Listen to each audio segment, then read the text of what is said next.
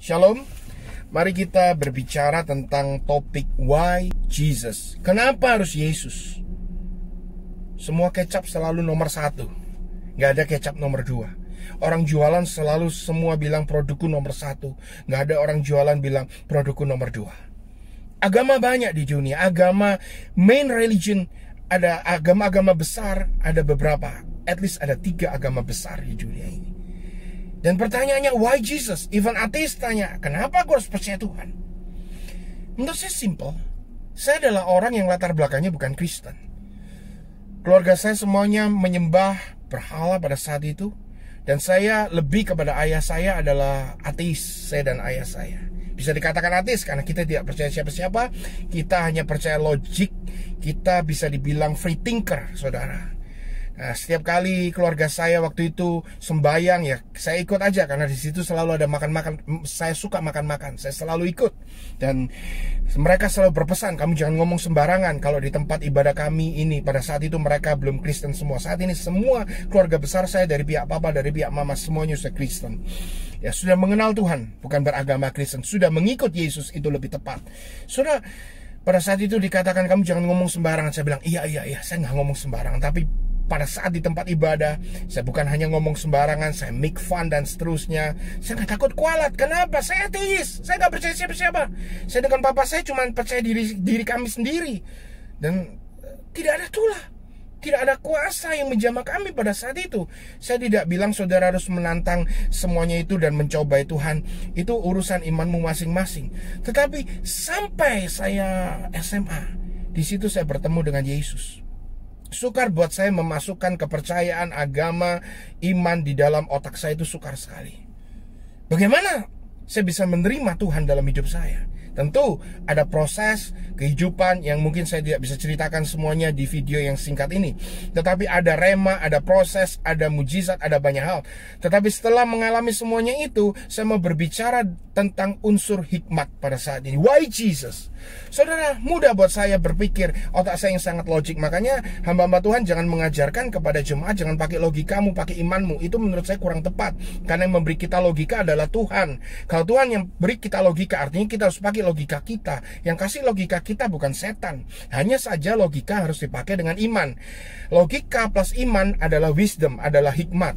Logika tanpa iman akan menjadikan kau free thinker, akan menjadikan kau ateis.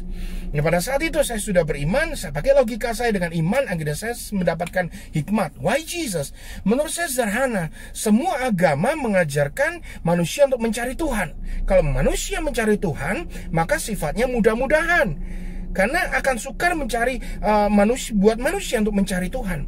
Tetapi kekristenan adalah Tuhan mengosongkan dirinya, mengambil rupa seorang hamba dan mencari kita. Buat saudara pakai logik, nggak usah pakai iman dulu, pakai logik. Lebih gampang mana? Tuhan cari manusia atau manusia cari Tuhan? Agama semua mengajarkan harus mengkorbankan sesuatu, harus melakukan sesuatu, harus melakukan hukum ini dan hukum itu, baru engkau mudah-mudahan bisa berkenan. Pertanyaannya gampang, seberapa banyak yang kau harus lakukan, seberapa banyak yang kau harus korbankan? Tidak ada yang tahu. Tetapi Tuhan Yesus, dia korbankan dirinya di atas kayu salib. Dia bilang tetelestai, it is finished, sudah selesai, kamu sudah diperdamaikan. Logika saudara, lebih gampang mana? Kita berkorban untuk keselamatan kita, atau Tuhan mengorbankan dirinya untuk menyelamatkan kita? Oke, sekarang kalau kita bahas tentang segi ateis. Orang ateis bilang, saya nggak percaya Tuhan. Jadi, saya nggak percaya Tuhan mengorbankan, Tuhan turun cari manusia. It's simple buat kita. Siapa yang menciptakan kita? Teori evolusi menurut mereka. Kalau kita keturunan monyet, maka monyet hari ini akan punah. Orangutan, gorila semua akan punah. Karena semuanya jadi manusia. Mereka tetap ada. Berarti kita bukan dari mereka. Saudara, ada manusia purbakala yang akhirnya menjadi manusia. Mana manusia purbakala? Mereka punah. Kalau mereka punah, kenapa kita tidak punah? Makanya, kalau kalian menjelaskan zaman prasejarah, dinosaurus dan manusia-manusia purbakala, itu punah bukan karena zaman Nuh. Pada saat zaman Nuh, dinosaurus sudah tidak ada. Saudara, dalam Kejadian 1 pasal yang pertama, ayat yang 1 dan ayat kedua, itu menjelaskan bahwa yang pertama dikatakan bahwa bumi keadaannya tidak berbentuk dan kosong. Tohu vabohu dalam bahasa Ibraninya artinya ruin and desolate, hancur lebur.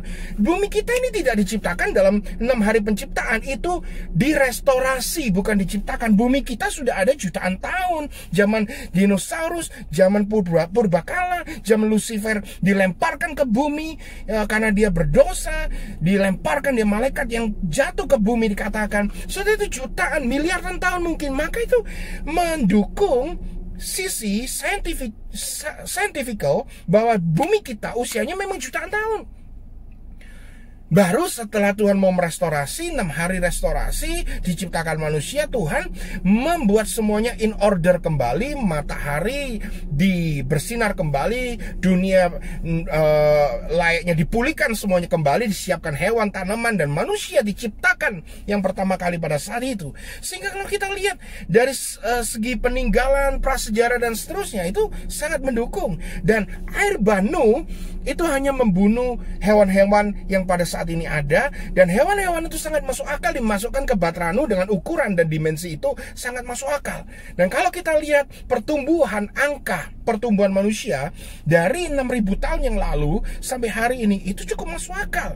Apalagi benua kita dulu dikatakan adalah satu benua, terus dengan kejadian yang luar biasa, alam akhirnya terpisah-pisah. Dan Alkitab mencatat itu, Bible mencatat itu, yaitu di zaman Pelek, ketika setelah menara Babel manusia dipisah-pisah, dan zaman Pelek itu maka manusia terpisah-pisah dengan bahasa, bangsa, benua, dan seterusnya. Ada di Bible semua.